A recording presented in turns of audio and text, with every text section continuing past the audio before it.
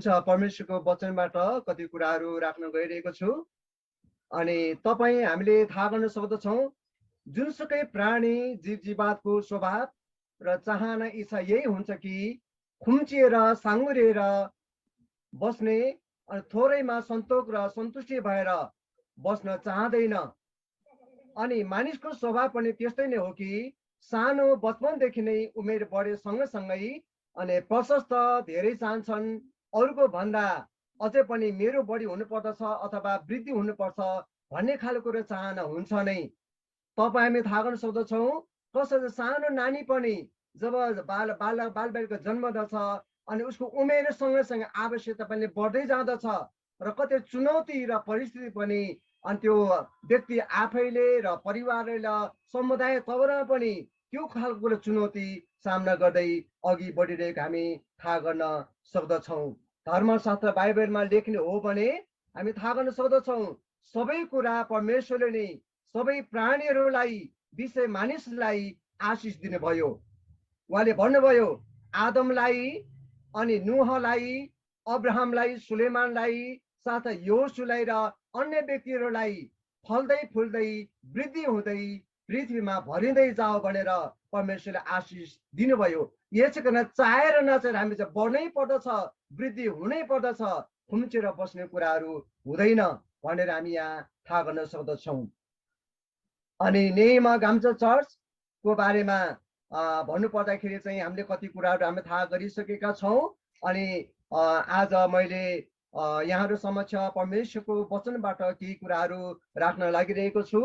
अनि वचनको शीर्षक छ गाम्चा मण्डली कठिन र जोखिम भएर नै इलाका फैलाउने छौँ। गाम्चा मण्डली कठिन र जोखिम भएर नै इलाका फैलाउने छौँ। यो शीर्षकमा कति कुराहरू यहाँहरू समक्ष राख्न गइरहेको छु। उत्पत्ति 4:9 र 10 हेर्न सक्दछौँ हामी। 4:9 र 10 याबेस आफ्ना दाजुभाइहरू भन्दा बढी मानका थिए, तिनकी आमाले तिनलाई याबेस नाउँ राखेकी थिइन् किनभने तिनले भनिन् मैले त्यसलाई वेदनामा जन्माए। याबेसले यसो भनेर इस्राएलहरूका परमेश्वरलाई पुकार गरे, बिन्ती छ मलाई आशिष दिएर ठुलो इलाका दिनुहोस्, तपाईँको हात म माथि रहोस् र मलाई जोखिमबाट जोगाएर राख्नुहोस् ताकि मलाई कुनै चोटले पनि नदुखोस्। अनि परमेश्वरले तिनको बिन्ती सुन्नुभयो। आउनुहोस् हामी छोटो प्रार्थना गर्नेछौँ। प्रभु हामी तपाईँलाई धन्यवाद चढाउँदछौँ ताकि नेहीमा गाम्चा मण्डली यो 14औं वार्षिक उत्सवको अवसरमा भर्चुअलको माध्यमद्वारा भए तापनि सङ्गति गर्ने अवसर मौका दिनुभयो। धन्यवाद चाहन्छौँ अहिलेसम्म तपाईँले हामीलाई आफ्नो उपस्थिति थाहा गर्न दिनुभएको लागि। प्रभु तपाईँको वचनबाट केही कुरो हेर्न लागिरहेका छौँ। वचनद्वारा बोल्नुहोस् प्रभु, हामी त आवाज सुन्न सकेका हौँ। मेरो क्षुद्र ओठ र जिब्रो लिनुहोस् प्रभु, मेरो कमजोरी असमर्थता जान्नुहुन्छ प्रभु। तपाईँले मैले जे कुरो मलाई मेरो हृदयमा दिनुभएको छ प्रभु, जुन कुरामा आशिष भएको छ यो कुरा प्रभु एक अर्का समक्ष राख्नुको लागि त प्रभु तपाईँले मलाई मद्दत गर्नुहोस् भनेर बिन्ती गर्दछौँ। धन्यवाद तपाईँलाई, हाम्रो बिन्ती येशू प्रभुको नाममा माग्दछौँ, आमेन। अनि हामी थाहा गर्न सक्दछौँ याबेस नाउँको अर्थ उहाँले दुखी तुल्याउनुहुन्छ। याबेस नाउँको अर्थ चाहिँ उहाँले दुखी तुल्याउनुहुन्छ। तिनकी आमाले तिनलाई अनि एकदमै कष्टमा जन्माएको थिइन्। हामी यो कुरा चाहिँ यो कसरी 9 पदमा हामी थाहा गर्न सक्दछौँ, 10 पदमा 9 को आखिरीमा थाहा गर्न सक्दछौँ। अनि तिनकी आमाले याबेसलाई एकदमै वेदनामा र कष्टमा जन्माएकी थिइन्। यसै कारण वेदनामा जन्माएको छोराछोरीलाई धेरै माया गरेको हुन्छ, पीडा कष्टमा जन्माएको कारणले। यति माया गरेको हुन्छ तपाईँले मलाई पनि हाम्रा आमाले दुःख र कष्टमा मृत्यु र जीवनको दोसाँध मरेर जन्मनु भयो, जसको कारणले गर्दाखेरि सबैको मुखमा आमा झुन्डेको हुन्छ। आमा झुन्डेको हुन्छ। अनि नजिकको साइन भन्नु पर्दाखेरि चाहिँ आमा जति नजिक चाहिँ अरू व्यक्तिहरू चाहिँ नहुने त होइन, तर आमा नै एकदम नजिकको साइनकोमा लिँदछ। जन्मेको बेलादेखि कसरी चाहिँ मृत्युको बेलासम्म आमा भनेर त्यसबाट सम्बोधन गरिरहेको, आदर गरिरहेको हामी थाहा गर्न सक्दछौँ। नेहीमा गाम्चा मण्डली सजिलोसँग सुरुवात भएको थिएन, सजिलोसँग जन्मेको थिएन। आजभन्दा 14औं वर्ष, आज 14 वर्षमा आइपुग्दाखेरि सुरुदेखि आजसम्म चाहिँ हामी थाहा गर्न सक्दछौँ मण्डलीमा धेरै उतार चढावहरू भयो, धेरै गाह्रो अप्ठ्यारो परिस्थितिको हामीले सामना गर्नु पर्यो। अनि 14औं वसन्त पार गर्दाखेरि अवश्य आँधी तुफान, घाम पानी, अँध्यारो र कालो बादलले मडारियो मण्डलीको जीवनमा चाहिँ अप्ठ्यारो परिस्थितिको सामना गर्नु पर्यो। अनि आन्तरिक तौरमा, बाह्य तौरमा विघ्न बाधा अनि गाह्रो कठिनाई, कचिङ्गलो कुराहरू, लफडाको कुराहरू, कति कुरोहरू हामीले सामना गर्नै पर्यो। यसकारण यस्तो कष्टकरसँग जन्मेको कारणले हामीले आफ्नो मण्डलीलाई कहिले पनि भुल्न सक्दैनौँ। मण्डलीलाई हामीले कहिले पनि तिरस्कार गर्न सक्दैनौँ। मण्डलीलाई कहिले पनि हामी अपमान गर्न सक्दैनौँ। यसै कारण हामीलाई थाहा छ स्थिर र अटल रहेर 14औं वर्षसम्म मण्डली अगाडि बढ्न सकिरहेका छौँ।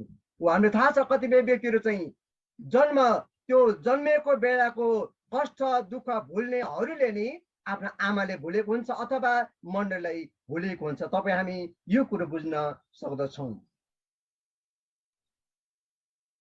1 इतिहास 4 को 10 पदमा लेखे अनुसार चाहिँ याबेसको प्रार्थना शक्तिशाली प्रार्थना थियो है। याबेसको प्रार्थना चाहिँ शक्तिशाली प्रार्थना थियो। आज हाम्रो प्रार्थना चाहिँ शक्तिशाली प्रार्थना हुनु आवश्यक छ। यो यसमा अगाडि बढ्दै जाँदाखेरि भन्दै गर्दाखेरि चाहिँ तपाईँ हामी थाहा गर्न सक्दछौँ जसरी म धेरै उतार चढाव भए अनि विशेष गरेर गएको 2076 सालको आखिरी 2-3 महिनादेखि यता चाहिँ यो कोरोनाको कहरले गर्दाखेरि, कोरोना भाइरसले गर्दाखेरि धेरै असिलो भइरहेका छन्, अप्ठ्यारो कुराहरू सामना गरिरहेका छ। हामीले आज खुलमखुला भेट्न सकेर चाहेर नचाहेर हामीले भेट्न सकिरहेका छैनौँ।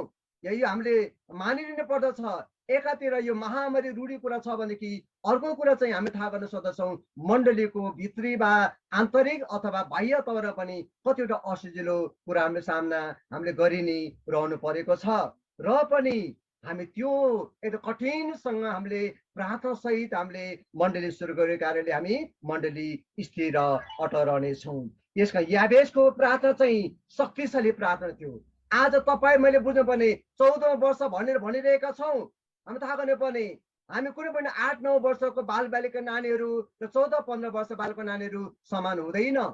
14-13-14 वर्ष भइसकेपछि चाहिँ जिम्मेवारी बोध गर्ने कुरा भयो, अनि घरमा सहायता गर्ने कुरा भयो, घरमा टेवा पुर्याउने कुरा भयो, घरमा पनि मेरो पनि किनकि जिम्मेवारी छ, मैले बन्द गर्नुपर्छ, मैले सहायता गर्नुपर्छ, हात बढाउनु पर्छ, म एक्काल काटेर बस्न मिल्दैन भनेर त्यो प्रकारले सोचेर आफ्नो घरमा अथवा जहाँ तै पनि त्यो प्रकारले चाहिँ वास्ता पुर्याउने र सेवा प्रदान गर्ने कामहरू गरिरहेको हुँदछ। यसकारण आज हामी चाहिँ 7-8 वर्षको मण्डली होइन, 8-9 वर्ष 10-11 वर्ष मण्डली होइन, हामी 14औं वर्ष पुरा भइसकेका छौँ। हामी थाहा गर्नुपर्ने 14-15 वर्ष भइसकेपछि चाहिँ आफ्नो भविष्यको बारेमा अनि कसै चाहिँ करियरको बारेमा र कसै चाहिँ अरू कुराको बारेमा चाहिँ त्यो खालको विचार गरिरहेको, ध्यान पुर्याइरहेको कुरा पनि हामी महसुस गर्न सकिरहेका छौँ। यसकारण हामी 14 वर्ष भनेर हामी त्यो मख पनि होइन, हाम्रो अगाडि कति चुनौती पनि सामना गर्न पर्ला र पनि आज तपाईँ हामी चाहिँ प्रार्थना गर्नुपर्ने पेन्डामीको समयमा, यो बन्दाबन्दीको समयमा हामी कति प्रार्थना गर्ने गरेका छौँ। हाम्रो अघि हामीले कतिवटा प्रतिविधि सुनिरहेका छौँ। हाम्रो अगाडि धेरै धेरै चुनौतीको कुराहरू छ, धेरै धेरै परिस्थितिको कुराहरू छ, धेरै धेरै गाह्रो अप्ठ्यारो कुराहरू छ। हामी थाहा गर्ने अघि हामीले एलो गुरुबाले बताइरहनु भएको थियो कसो चाहिँ हाम्रो लागि धेरै वर्ष पहिले प्रार्थना गरिरहेको, कसो जगडोल भन्ज्याको माथि डाँडाको प्रार्थना गरेको त्यो बेलामा कसो चाहिँ यो नयाँ पार्टी सुनेर चाहिँ अरू मण्डली थिएन, चुनखेत मण्डली थिएन, त्यहाँ गएर प्रार्थना गरिरहेका छौँ। जसको कारणले अनि कसो चाहिँ बालुवा गाविसमा, सुन्ताखानमा, नयाँपाटी क्षेत्रमा, गोकर्णतिर, चुनिखेलतिर अरू ठाउँमा चाहिँ यो प्रकार आज मण्डली फैलिरहेको छ। अनि परमेश्वर धन्यवाद दिनुपर्छ। अझै पनि हामी थाहा गर्नुपर्ने हामी बढ्नु पर्दछ। अघि हामीले सुनिरहेका थियौँ, हामी धेरै वर्ष पहिले प्रार्थना पदयात्रा गरिरहेका थियौँ। कसै तारेभिर, सुन्ताखान, शिवपुरी, यता भङ्गाल आसपासतिर भयो, त्यसपछि यतापट्टि गोकर्ण आसपासतिर, कपनको छेउछाउतिर त्यो प्रकारले हामी मण्डली फैलाउनु आवश्यक छ। यसकारण आज तपाईँ खुम्चेर नबसेका हौँ, विशेष गरेर अनि याबेसले जस्तै हाम्रो प्रार्थना चाहिँ शक्तिशाली प्रार्थना हुनु आवश्यक छ। अनि पहिलो प्रार्थना यही हो कि बिन्ती छ मलाई आशिष दिएर ठुलो इलाका दिनुहोस्। बिन्ती छ मलाई आशिष दिएर ठुलो इलाका दिएर। पहिला आशिष अनि इलाका बढ्ने कुराहरू। पहिले तपाईँले मैले हामी इलाकाबाट फैलिँदै जानको लागि पहिले परमेश्वरबाट आशिष र आशीर्वाद चाहिँदछ, अनि मात्र हामी फैलिन सक्दछौँ, बढ्न सक्दछौँ। यस कारण याबेसको प्रार्थना तपाईँले प्रार्थना आवश्यक छ। बिन्ती छ गाम्छा मण्डलीलाई आशिष दिएर ठुलो इलाका दिनुहोस् भनेर आज तपाईँले मैले प्रार्थना गर्नु आवश्यक छ है, प्रार्थना गर्नु आवश्यक छ। ठुलो इलाका प्राप्त गर्नको लागि अवश्य सजिलो हुँदैन। आफू एक्लै अथवा कसैले सहायता नगरिकन अरू कसै सहायता बिना सम्भव हुँदैन। यसकारण याबेसले फेरि पनि भन्दछ, पहिलो बुँदा चाहिँ आज गाम्छा मण्डली प्राप्त गर्नु परेको छ कि बिन्ती छ गाम्छा मण्डलीलाई आशिष दिएर ठुलो इलाका दिनुहोस्। अनि त्यो इलाका प्राप्त गर्नको लागि चाहिँ पहिला हामीलाई आशिष चाहिन्छ, अनि मात्रै हामी कसै फैलिँदै जान सक्दछौँ। यसकारण हामी थाहा गर्न सक्दछौँ अनि कसैको सहायता बिना, कसैको सहयोग बिना, कसैको निगाह बिना एक्लै अथवा आफै बढ्न सक्दैनौँ। यसकारण दोस्रो प्रार्थना हुनुपर्दछ, तपाईँको हात म माथि रहोस् र मलाई जोखिमबाट जोगाउनुहोस्। यो चाहिँ दोस्रो प्रार्थनाको रूपमा हामी लिन सक्दछौँ, दोस्रो प्रार्थना लिन सक्दछौँ। 10 पदमा याबेस इमान्दारी साथ पुकार गर्ने व्यक्ति थियो, जसकारण आशिष दिनुहुन्छ भन्ने सत्यतामा जोड दिएको हामी थाहा गर्न सक्दछौँ।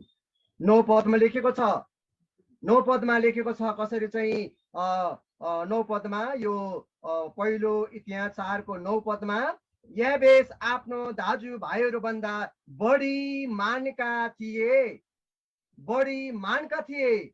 आज हामीले थाहा गर्नुपर्ने चाहिँ दाजुभाइ किन चाहिँ मानका भएन? आज तपाईँ हामी चाहिँ परमेश्वरबाटको मान्छेबाट होइन, तर परमेश्वरको मान, परमेश्वरको सम्मान, परमेश्वरको इज्जत र परमेश्वरको निगाह आज हामीलाई चाहिएको छ। अनि याबेस आफ्नो दाजुभाइ भन्दा बढी मानका थिए। अनि परमेश्वरीय आशिष, सुरक्षा अनि स्वत आउँदैन, उहाँ र पृथ्वीमा उहाँको उद्देश्य प्रति हाम्रो प्रतिबद्धता र हाम्रो प्रार्थनाको फलस्वरूप अनि मात्र आउँदछ। तपाईँ थाहा गर्न सक्दछौँ परमेश्वरको आशिष र सुरक्षा त्यत्तिकै हत्तै आउँदैन, स्वत आउँदैन। अनि हाम्रो जीवनमा, हाम्रो परिवारमा, हाम्रो मण्डलीमा, हाम्रो समुदायमा र पृथ्वीमा उहाँको उद्देश्य प्रति हाम्रो प्रतिबद्धता र प्रार्थनाको फलस्वरूप मात्र आउँदछ। याबेसको प्रार्थनाद्वारा हामी यो कुरो थाहा गर्न सक्दछौँ। यसमा पहिलो बुँदा हामी हेरिरहेका थियौँ, बिन्ती छ मलाई आशिष ठुलो इलाका दिनुहोस्, इलाका दिनुहोस्। अनि इलाका प्राप्त गर्नको लागि चाहिँ आशिष सहित परमेश्वरको निगाह हामीले चाहिँदछ, हामी आफै होइन। दोस्रो चाहिँ हामी थाहा गर्न सक्दछौँ कसैको साथै बिना सम्भव हुँदैन। यसमा याबेसको प्रार्थना हाम्रो प्रार्थना हुनुपर्छ, तपाईँको हात म माथि रहोस् र मलाई जोखिमबाट बचाउनुहोस्, जोखिमबाट बचाउनुहोस्। आज हामीले जोखिमको सामना गरिरहेका छौँ, कठिनको सामना गरिरहेका, जो कि आउँदैन होइन। अहिले विश्वभरिमा महामारी चलिरहेको छ है, यस्तो रूढी चलिरहेको छ, रोग फैलिरहेको छ, थाहा छैन परमेश्वरले नै ठहराउनु भएको थियो कि यो कुराहरू कहाँबाट भएको हामीलाई थाहा छैन। प्रभु हटाइदिनु भनेर भन्न सक्दैनौँ। परमेश्वरले हामीले यस्तै परिस्थितिको बाटो भएर, यस्तै जोखिमको बाटो भएर परमेश्वर जोड्न चाहनुहुन्छ, तर त्यो भए तापनि त्यसले हामीलाई असर पार्दैन यदि परमेश्वरको निगाहको हात हाम्रो शिरमाथि छ भने। गाम्छा मण्डलीमाथि परमेश्वरको निगाह हात छ भनेदेखि चाहिँ जस्तोसुकै जोखिम किन नहोस् न, त्यसले हामीलाई असर पर्दैन अनि हामी जोगिन सक्दछौँ। अहिले पनि यो पेन्डेमिकको समयमा कोरोनाले गर्दाखेरि धेरै मानिसहरू हताहत भइरहेका छन्, धेरै मानिसहरू चिन्तित भइरहेका छन्, तर परमेश्वरको निगाहको हात हामी माथि छ, राख्नुभएको छ। यसकारण अवश्य पनि हामीहरू चाहिँ जोगीका छौँ र जोगिनी रहनेछौँ, जोगेका छौँ र जोगिनी रहनेछौँ। यो चाहिँ दोस्रो। अनि याबेसको तेस्रो प्रार्थना, चोट त लाग्छ नै, धेरै ठुलो सहने नसक्ने चोट हुन सक्छ, वा केही कम चोट हुन सक्छ। तर याबेसको प्रार्थना आजहरू प्रार्थना हुनुपर्छ कि तर कुनै चोटले नदुखोस् भनेर उसले प्रार्थना गर्दछ है। कुनै चोटले नदुखोस् भनेर प्रार्थना गर्दछ। अनि आज यो कुरा बुझ्न सक्दछौँ हाम्रो जीवनमा चोटै आउँदैन, घाउ हुन्छ होला, चोट लाग्छ, तर घाउ भए तापनि चोट भए तापनि हामी सहन सक्दछौँ। हामी प्रभुबाट त्यो कसै चाहिँ मलमपट्टि लगाएको महसुस गर्न सक्दछौँ र चङ्गाएर निको भएको हामी महसुस गर्न सक्दछौँ। यो चाहिँ कसै याबेसको तेस्रो प्रार्थना थियो। यसो पहिलो प्रार्थना चाहिँ पहिलो प्रार्थना कसरी बिन्ती छ, मलाई आशिष सहित इलाका दिनुहोस्, इलाका दिनुहोस्। दोस्रो प्रार्थना जोखिम कस्तो जोखिम हुन्छ नै, तर जोखिमबाट बचाउनको लागि तपाईँ हात माथि रहेको होस् भनेर प्रार्थना गर्दछ। यो प्रार्थना हुनुपर्छ। तेस्रो प्रार्थना चाहिँ हो चोट लाग्न सक्दछ, घाउ हुन सक्दछ, ठुलो वा सानो, भए अथवा केही मात्रामा, त जस्तोसुकै चोट भए तापनि नदुखोस् भनेर तपाईँले मैले प्रार्थना गर्नु आवश्यक छ है, प्रार्थना गर्नु आवश्यक छ। समग्रमा भन्नु पर्दाखेरि चाहिँ हाम्रो मण्डली आजदेखि हाम्रो यो प्रार्थना हुनु परेको छ है। 14औं वर्ष पार गरेर हामी अगाडि बढ्न लागिरहेको मण्डलीको यो प्रार्थना हुनुपर्छ।